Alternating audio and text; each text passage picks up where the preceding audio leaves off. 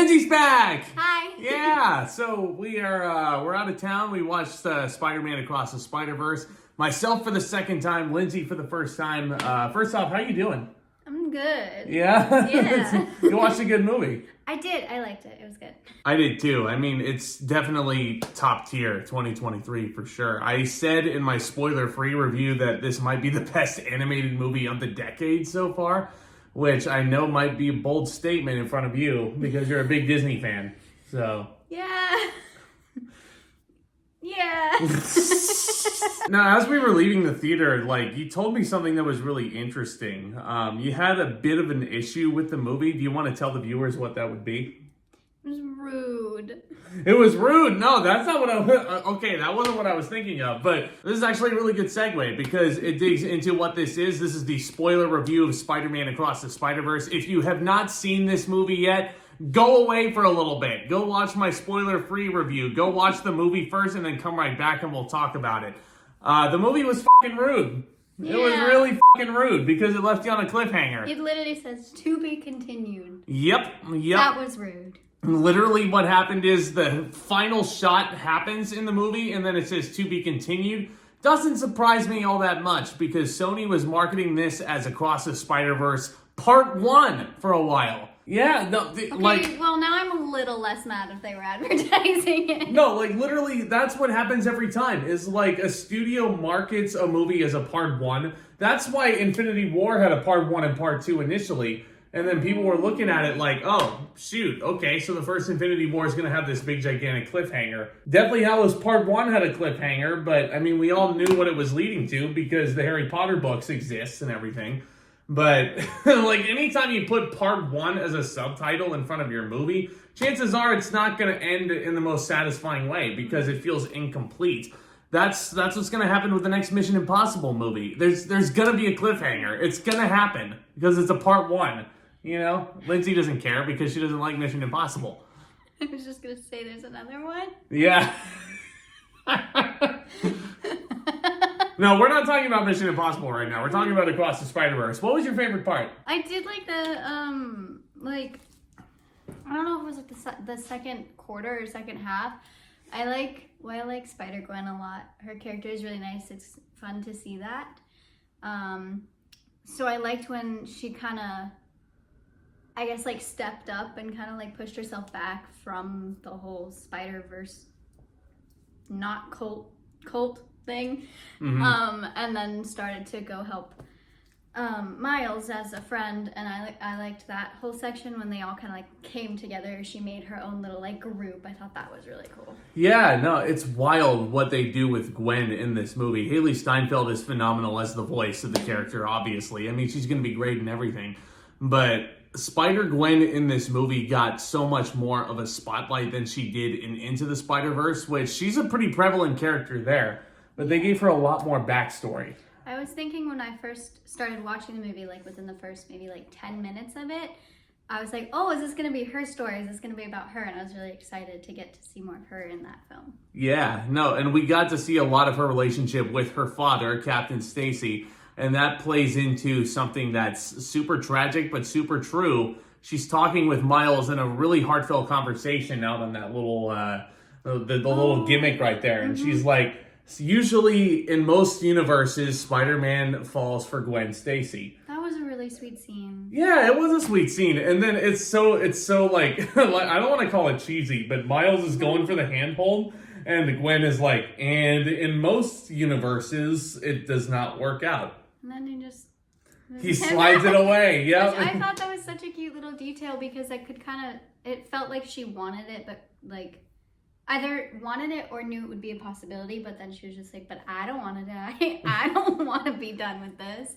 Well, it's not necessarily that they focus on Gwen herself dying. They focus more on her father dying. When they actually go to the Spider-Man headquarters, which we'll certainly talk about, they show the whole canon of every single big event that's going on.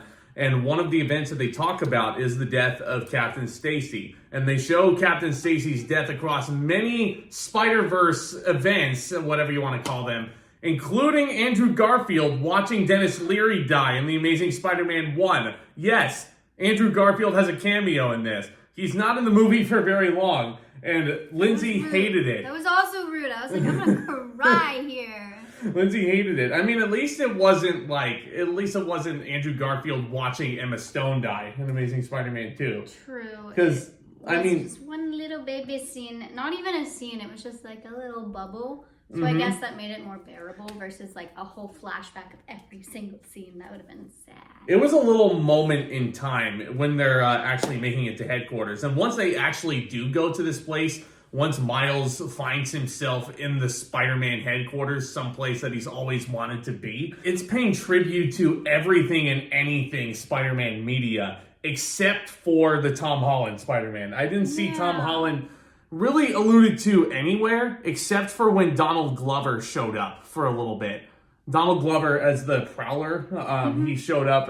He had his own little straitjacket gimmick, and he was sitting there talking to Miles Morales for a bit. That was an interesting thing. It was very like, it's like a distraction in a way where everyone's like, let's go. And he's like, oh, right.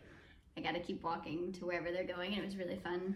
It's like one of those funny little Easter egg things. So, like, you know, they have so many of those in Across the Spider-Verse. I like the little baby. You're like, oh yeah. You're like, so Peter B. Parker does show back up from Into the Spider-Verse, and there's a running joke about how he sucks as a mentor. And yeah, this Peter B. Parker was a slacker in Into the Spider-Verse.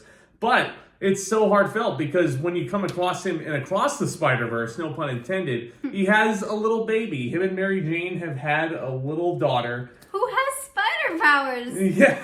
I mean, it's not like organic. She does have like, you know, crafted web shooters and everything. Okay, yeah, but it's still cool. Yeah, he does make a joke where he's like, oh, I shouldn't have made her those web shooters. That was the worst mistake I ever could have made. My favorite scene from the two of them was when Gwen decided to come back and start making that group, because he's just like, you know, trying to read her a book and is falling asleep and then wakes up and she's on the ceiling upside down pointing out the window, and he looks out the window and there's Gwen. But I found it funny that it was the baby that looked out.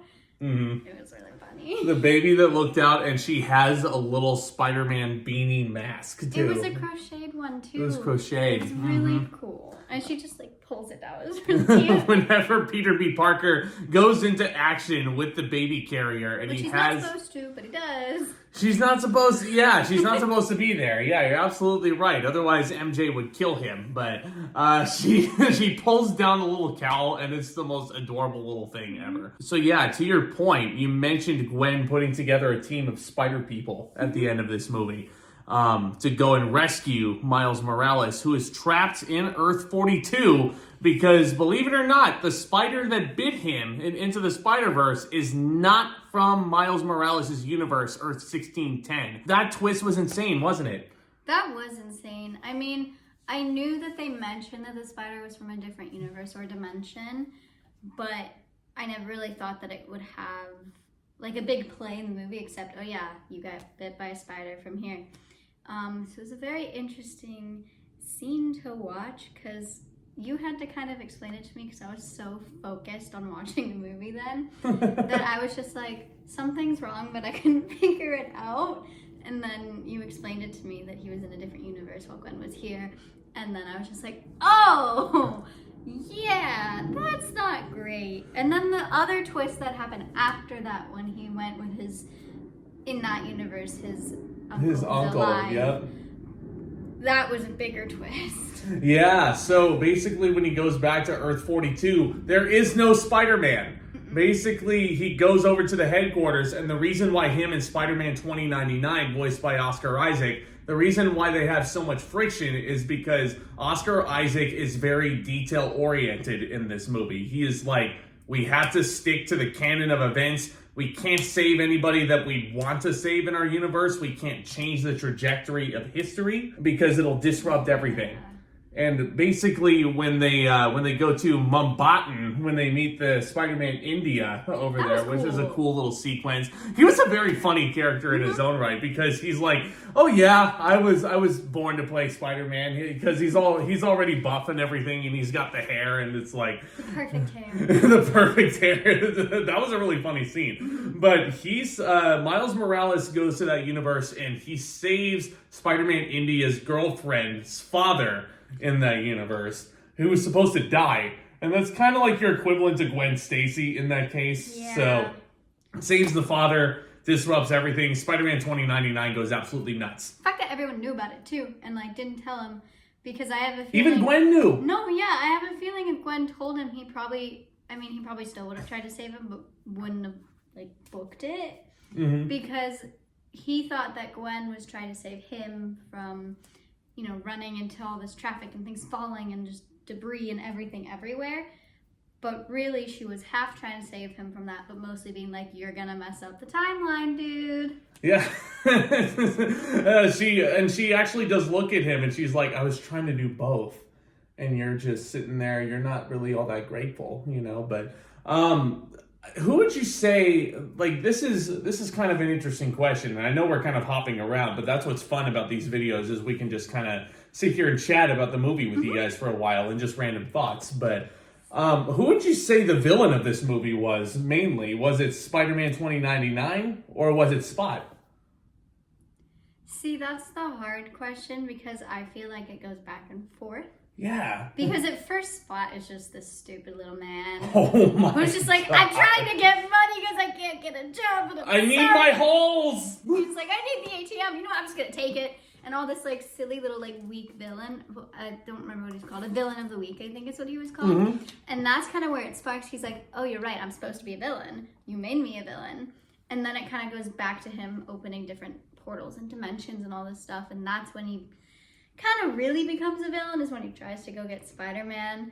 But sometimes villains have, like, a good backstory where you can kind of understand him. He did lose his life. He lost everything for Spider-Man because Spider-Man wasn't careful enough, I guess.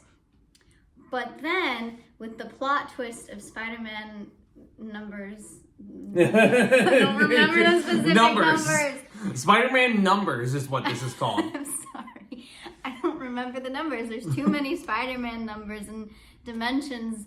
The one There's so many multiverse movies out there now. We have No Way Home. We have this one. We have The Flash coming out. And Doctor Strange. Yeah, exactly. You know, he goes to all these different dimensions and all that stuff. I guess you could technically also count Miss Marvel a little bit. Little bit, yeah. Because she goes to those little, like, globby dimensions. Well, I mean, it wasn't necessarily, like, Ms. Marvel, the thing with that show is that it was kind of your introduction to mutants, the X-Men in the Marvel Universe. Not necessarily, oh, look at how cool this multiverse is. That was what low-key Spider-Man No Way Home, Doctor Strange was for. I don't necessarily agree that Miss Marvel was, you know, the big catalyst. No, it wasn't the big one, yeah. Just adds to it. But there's so many, and so I don't remember the Spider-Man, but I'm just going to call him the evil glowing Spider-Man because he kind of looked like his costume was glowing. That would be Spider-Man 2099, right? Thank you. The one you asked if he was evil or not. I think he did essentially become evil in the fact that it seems like he's doing good, but he's really trying to, like, protect stuff that he messed up in the first place. And that's so interesting to me. It's something that I've kind of wanted to see done in a Spider-Man movie probably since Spider-Man 3 came out. I kind of wanted to see him really go to the dark side. You know, because they teased it. Sam Raimi's movie teased it, you know, with him overcoming the symbiote and everything. But they just went completely stupid with that. And you guys... Yeah, you guys know my feeling with that. And, you know, the stupid dance and the jazz song that he comes out with. But, you can kind of see what would Spider-Man look like if he was actually evil. And in this case, it's completely justified. Oscar Isaac, again, can do no wrong. He was fantastic in this. And I can't wait to see how his character actually progresses forward in the sequel. And that was the other big thing.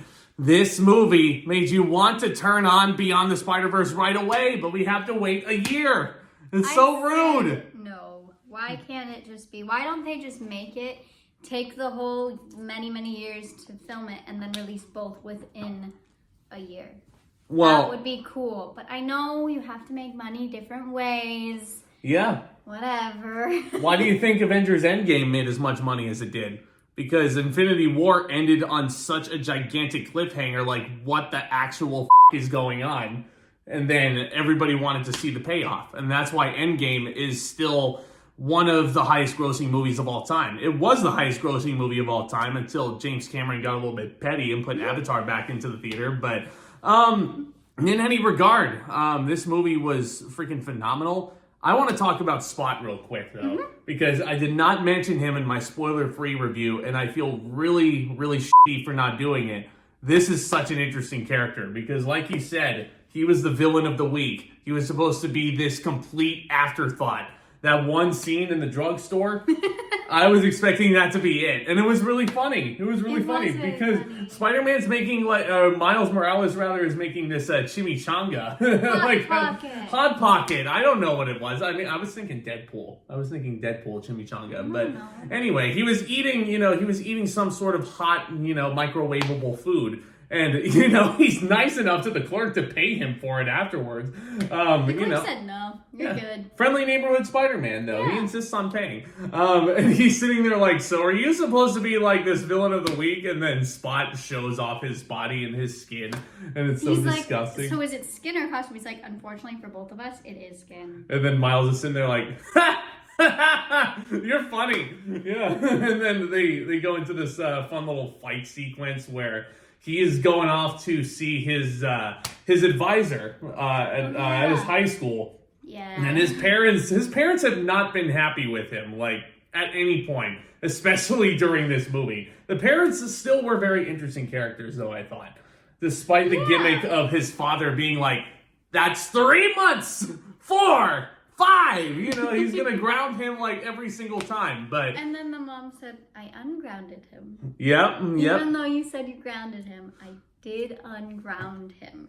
All because she saw Miles had a huge crush on Gwen, and she wanted him to chase after Gwen, and it's so sweet. Then a lot happened. And then a lot happened, yeah. You get the, of course, you get the instigating scene with Gwen entering Miles's universe that you saw in the teaser trailer, with her going through the drawings and being like, yep, I missed you too. Yeah, you have a crush on me, Miles. Okay, yeah, there could be something there. We're gonna get together in the next movie. But anyway, I'm just spoiling Beyond the Spider-Verse now.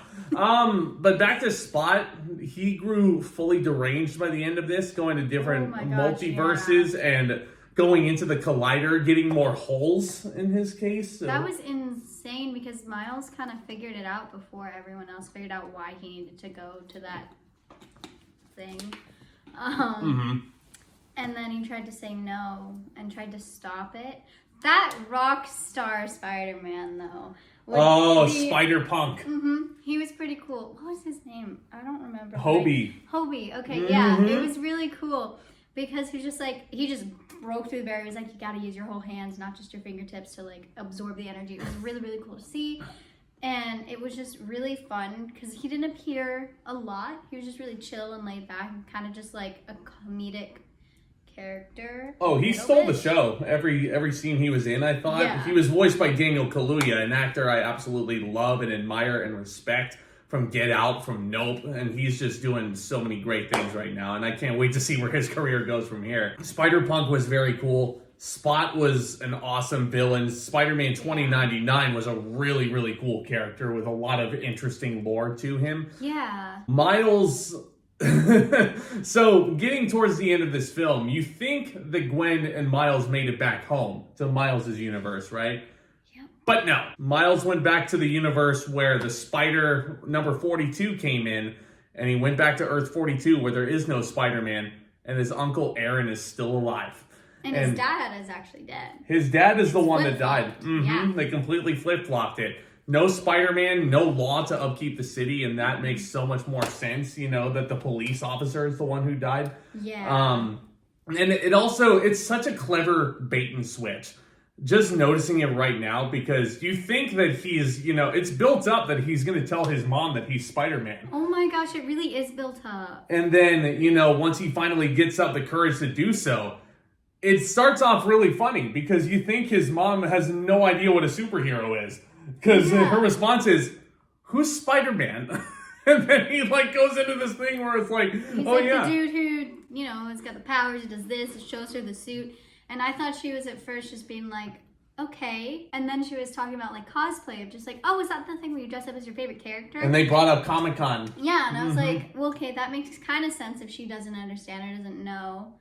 But then you realize it, and it's just insane. It really hits you when Uncle Aaron walks through the door. And as if that wasn't enough, Uncle Aaron says, hey, Miles, your dreads are gone. And then he starts to get a little sus. We gotta go. And he ties up Miles on this punching bag. And he looks up, and in the little beam up above is the Prowler in this universe. Yep. And the Prowler is another Miles Morales. It is that universe's Miles. Yeah. Which is the biggest plot twist I did not see coming. I didn't see it coming. You know, like as soon as he looked up and like as soon as I saw the Prowler up there, I was like, that's Miles, isn't it?